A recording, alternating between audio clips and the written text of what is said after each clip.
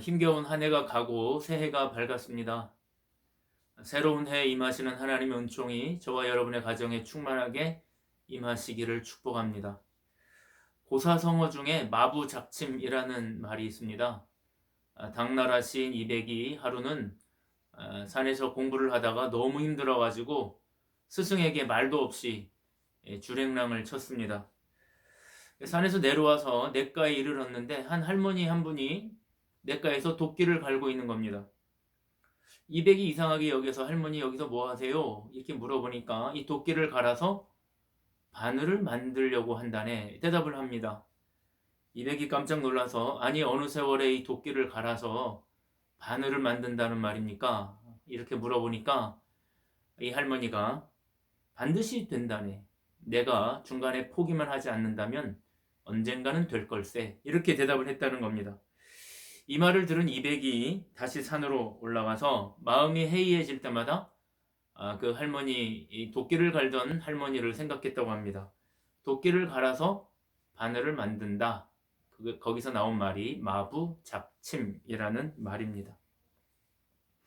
사람의 마음가짐이 얼마나 중요한가 하는 것을 말해주는 고사성어입니다. 다시 새해가 되었습니다. 새해가 되었다는 말이 무슨 말인가? 제가 여러 차례 말씀을 드렸지만 새해가 됐다는 말은 뭐 달력이 새로워졌다거나 오늘 뜬 해가 뭐 어제보다 새로운 해라거나 그런 뜻이 아닙니다. 어제 떴던 해가 오늘 뜨는 것이고 어제의 공기가 오늘 공기와 다름이 없습니다. 새해가 됐다는 말은 달력이 새로워졌다는 뜻이 아니고 마음가짐이 새로워져야 새해가 된다는 것입니다. 어제 마음가짐으로 오늘을 산다면 아무리 해가 바뀌어도 우리에게는 영원히 새해가 돌아오지 않을 겁니다. 새로운 마음으로 새롭게 출발을 해야 새해가 의미가 있다는 뜻입니다. 저는 오늘 우리 모두가 새로운 마음으로 이 주일 아침을 출발하기를 바랍니다. 그러면 우리가 가져야 할 새 마음이란 어떤 마음을 말할까? 오늘 우리에게 주어진 말씀은 너무나 유명한 오병이어 기적 사건입니다. 예수님께서 요한복음 5장에서 38년 된 환자를 고치시고 유대인과 치열한 논쟁을 하신 후에 갈릴리로 가셨다. 그게 6장의 시작입니다. 그러나 이것은 물리적인 시간이 아닙니다. 5장과 6장 사이에는 적어도 1년 정도의 갭이 있습니다.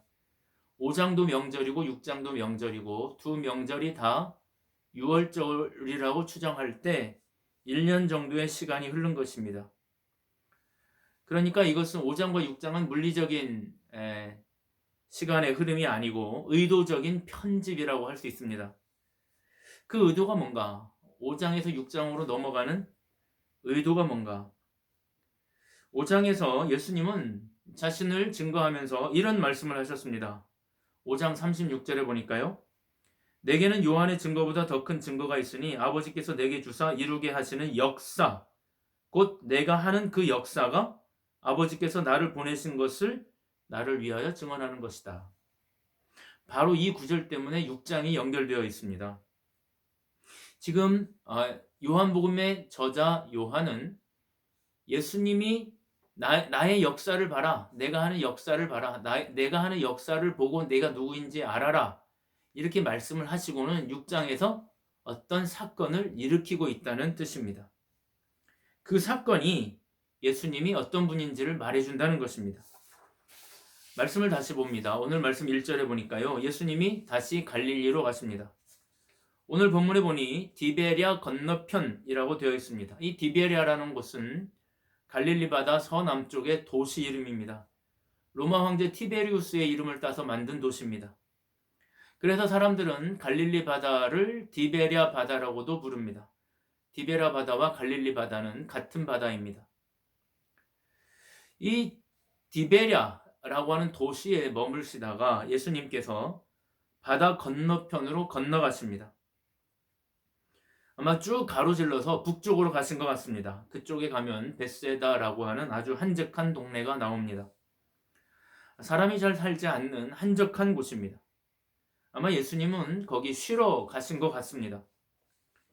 예수님은 많은 사람들이 자신을 따라오니까 그 사람들을 피해서 산으로 올라가십니다.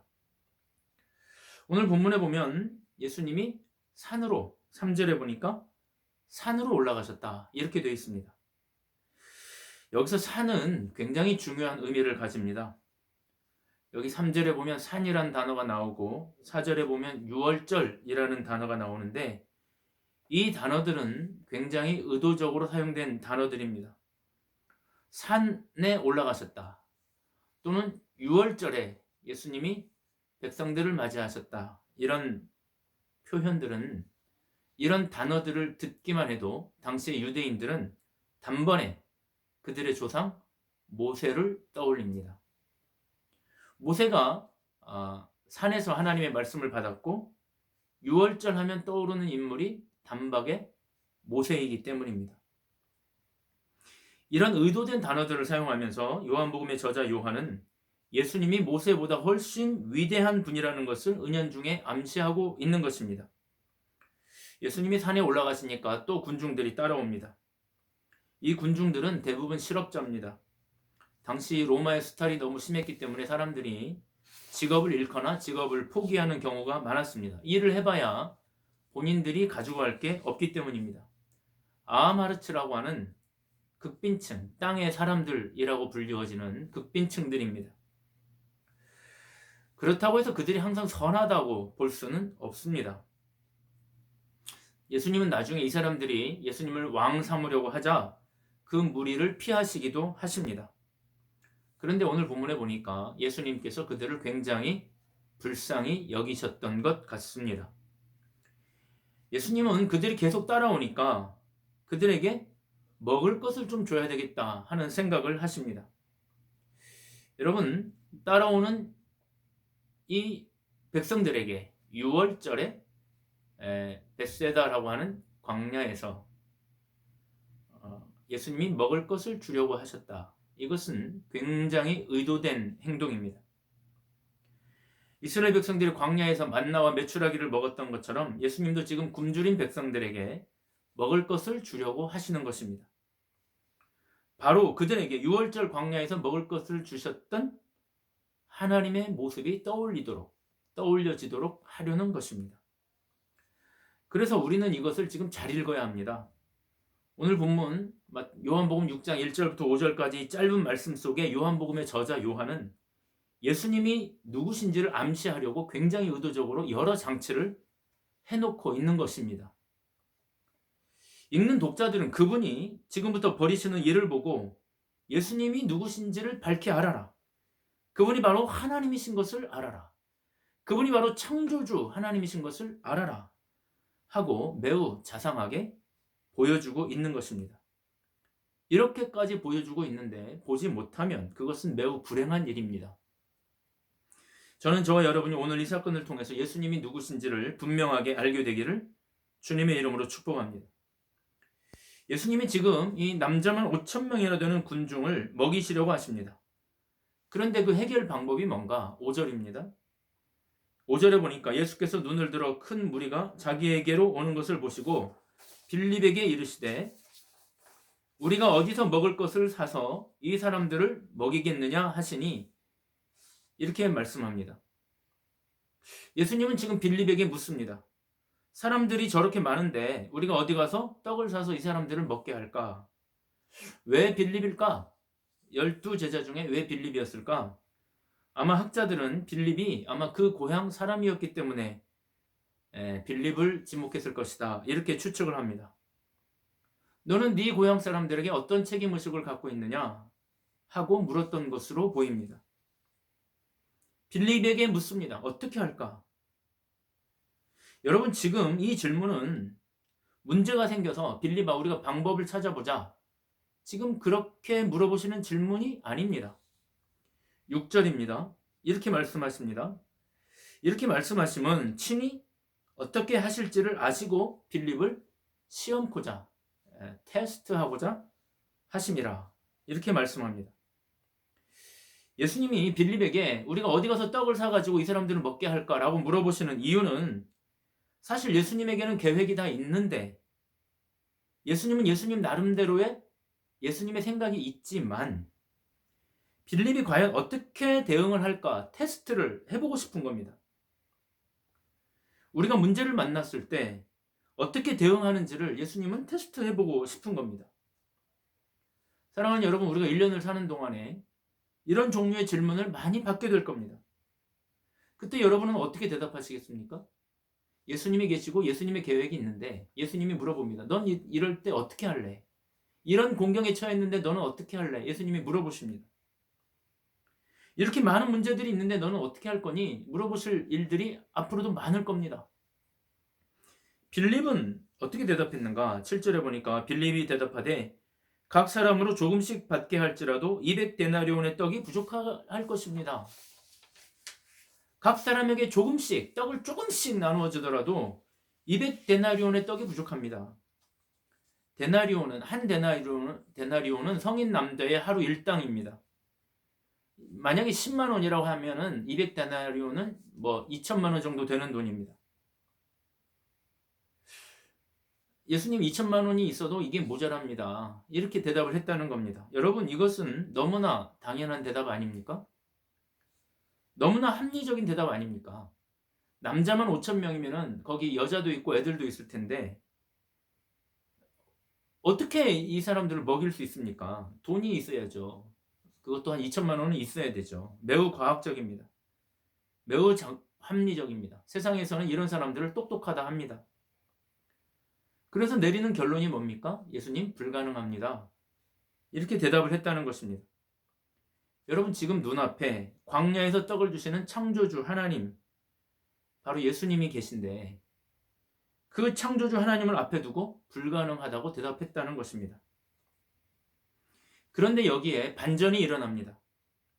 같은 동네 출신인 안드레가 한 아이의 보리떡과 생선 2마리를 가져옵니다. 보리떡은 밀가루떡이 아닙니다. 밀가루는 아무나 먹는 음식이 아니었습니다. 보리가루를 갈아 만든 아주 가난한 사람들의 양식이었습니다. 그리고 같이 가져온 물고기 2마리는 2마리가 아니고 여기 옵사리온이라고 표현되어 있는 것은 2조각을 말합니다. 우리가 비올라 그러면 큰 악기고 바이올린 그러면 작은 악기잖아요. 바이올린은 비올라의 지소사입니다. 아주 작은 것이라는 뜻입니다. 이 옵사리온이란 말은 아주 작은 물고기란 뜻도 되고 큰 물고기의 아주 작은 조각이란 뜻도 됩니다. 그러니까 이 아이가 가져온 것은 매우 작은 생선 2조각 그리고 가난한 이들이 먹는 보리떡 5개입니다. 아동용 도시락입니다. 그런데 그것을 지금 안드레가 가지고 온 겁니다. 그러면서 이렇게 말합니다. 9절입니다. 여기 한 아이가 있어 보리떡 5개와 물고기 2마리를 가졌나이다. 그러나 그것이 이 많은 사람에게 어떻게 되겠사옵나이까? 여러분, 이 말이 무슨 말입니까? 예수님 가져오기는 가져왔는데 이게 무슨 큰 힘이 되겠습니까? 하고 말하면서 가져온 겁니다. 그런데 예수님이 그게 너무 좋았습니다. 별거 아닌데. 이거 참 별거 아닌데. 예수님에게 가져가 봐야 뭐 하겠어? 그 정도의 양인데 예수님이 그걸 보고 야야야 저리 치워라 이렇게 하지 않고 그걸 가지고 축사하시고 감사하셨다는 뜻이죠. 그리고 그걸 가지고 나눠주는 겁니다. 참 별거 아니지만 예수님은 뭐라도 좀 하시지 않을까 하는 마음으로 예수님에게 가져온 것, 그것을 예수님이 사용한 겁니다. 여러분, 저는 여기서 아주 큰 차이를 발견했습니다.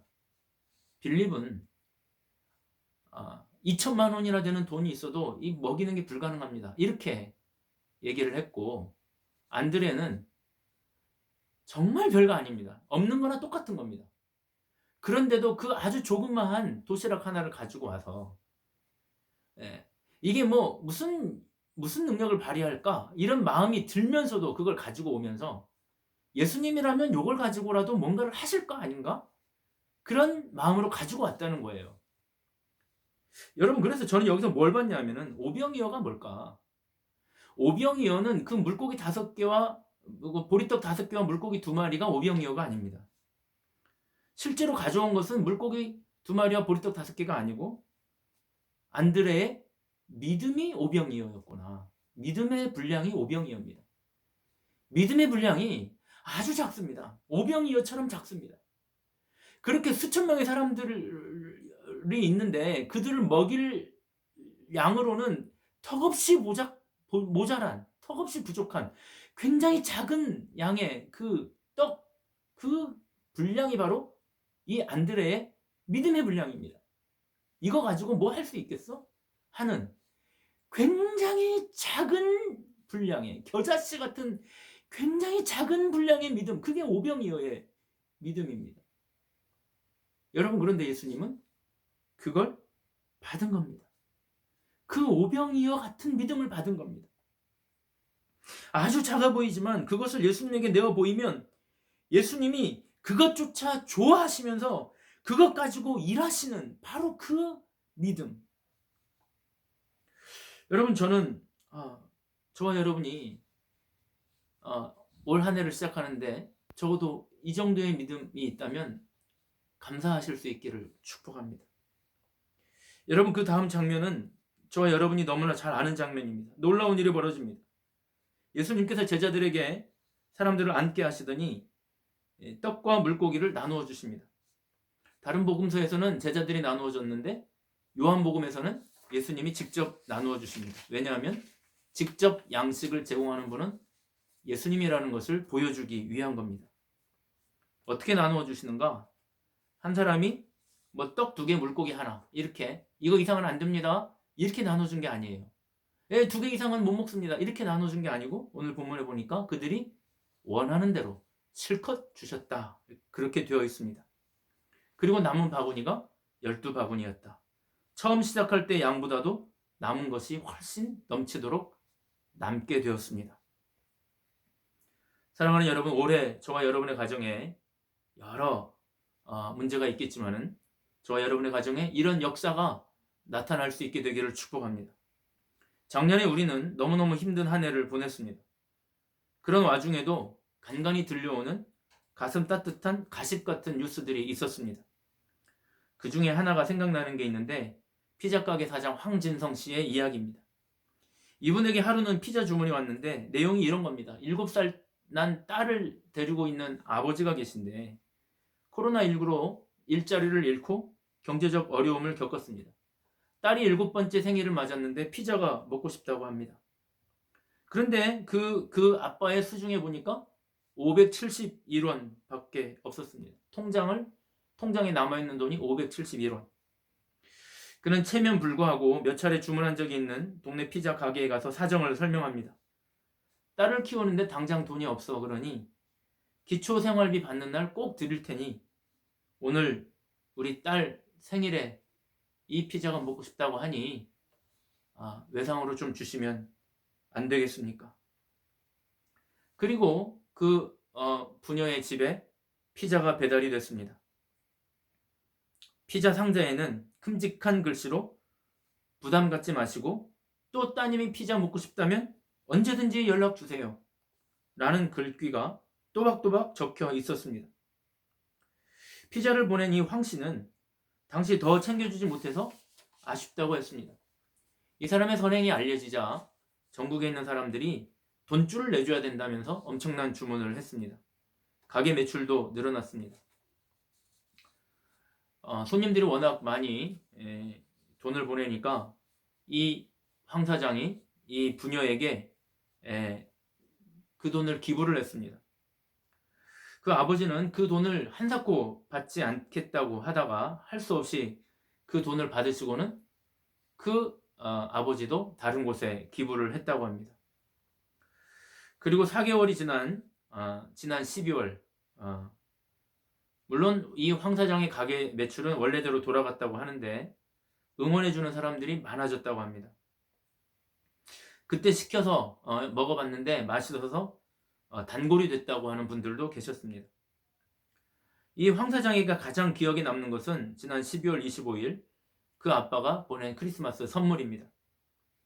이 아버님이 카카오톡으로 10만 원을 송금하면서 만약에 저와 비슷한 상황이 오면 그런 분들을 도와달라고 했다는 겁니다.